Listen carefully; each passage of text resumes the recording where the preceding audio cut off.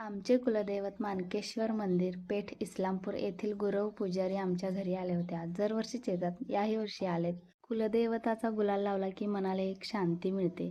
नमस्कार मंडळी, मी ज्योती आणि आमचे कांदे कापून झालेले आहेत. आज वाळवायला कांदा टाकलेला आहे.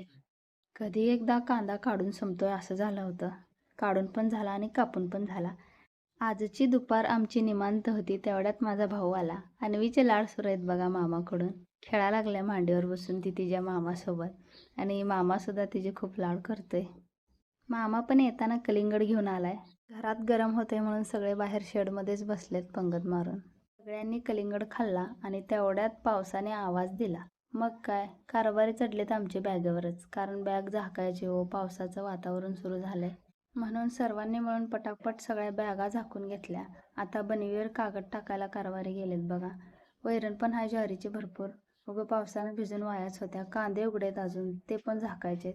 बनीवर कागद झाकला. कांद्यावर पण ताडपत्री हातरून घेतली. कमी पडत होती म्हणून कारभाऱ्यांनी नवीन एक आणल्या, ती पण झाकून घेतली. कांद्याच्या कडेने बांध घालून घेतला. तेवढ्यात पावसानं हजेरी लावलीच. आभाळ आलं म्हटलं की शेतकऱ्याचा जेवढा काही शेतमाल आहे तो सगळा झाकून ठेवावा लागतो. कारण 6 महिने अतोनात कष्ट केल्यावर तो मिळालेला असतो.